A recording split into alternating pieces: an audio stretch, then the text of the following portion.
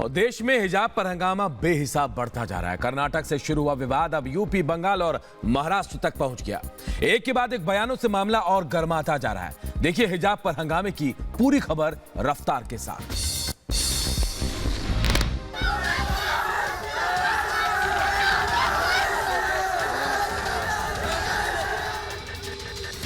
हिजाब पर हंगामा, शहर शहर ड्रामा।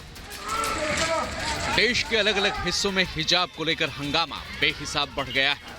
कर्नाटक से शुरू हुआ यह नाटक बेवजह फैलता जा रहा है। ऐसा लगता है मानो किसी ने पूरे विवाद की पटकथा लिखी हो और अलग अलग जगहों पर लोग इसमें अपनी भूमिका अदा कर रहे हों। हिजाब पर हंगामा महज नारों तक सीमित नहीं रहा, बल्कि अब यह हिंसक रूप ले चुका है। मुर्शिदाबाद में स्कूल में तोड़-फोड़ की गई, बम से भी हमला किया गया। पुलिस को हालात संभालने के लिए आंसू गैस के गोले दागने पड़े। हिजाब विवाद पर बेंगलुरु में सोशल मीडिया पोस्ट लिखने वाले युवक पर चाकू से हमला किया गया। जयपुर में हिजाब के समर्थन में महिलाओं ने प्रदर्शन किया, तो वहीं जम्मू में बजरंग दल के कार्यकर्ताओं ने प्रदर्शन कर सवाल किया कि हिजाब चाहिए या किताब। बीजेपी कह रही है कि हिजाब विवाद के पीछे टूल किट वाली साजिश काम कर रही है।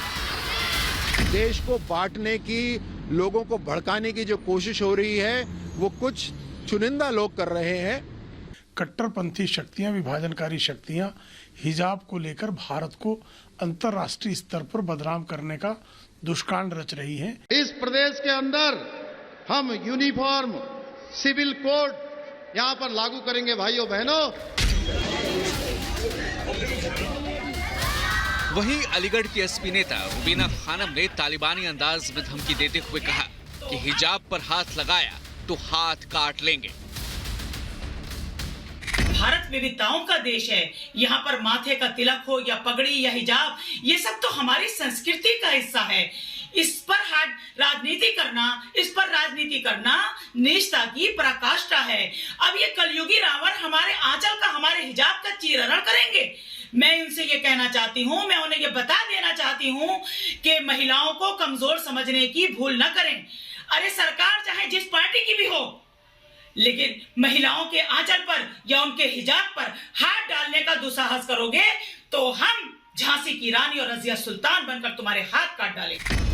रुबीना खानम के हाथ काट लेने वाले बयान पर केंद्रीय मंत्री गिरिराज सिंह ने पलटवार करते हुए कहा कि कुछ लोग हिंदुस्तान को इस्लामिक स्टेट बनाने की कोशिश कर रहे हैं। देश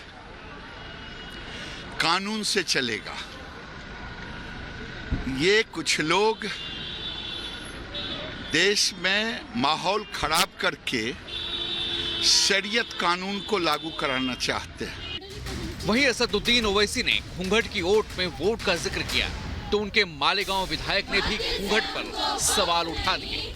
घूंघट पहन के वोट डाल रही थी महिलाएं, उसको क्या बोलेंगे आप? भारत एक वाहिद मुल्क है सारे विश्व में जिसमें मल्टी कल्चरल, मल्टी रिलीजियस लोग रहते हैं।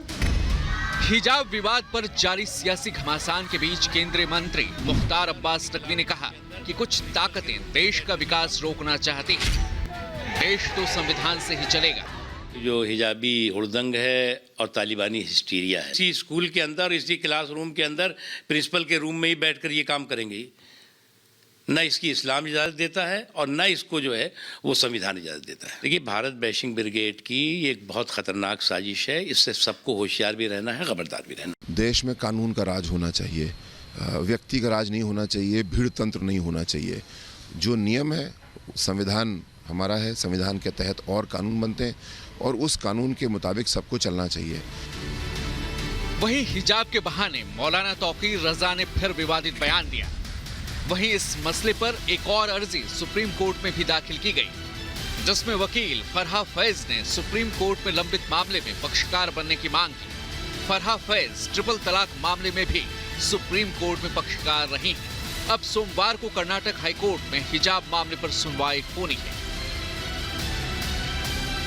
Bureau report, Republic Bharat.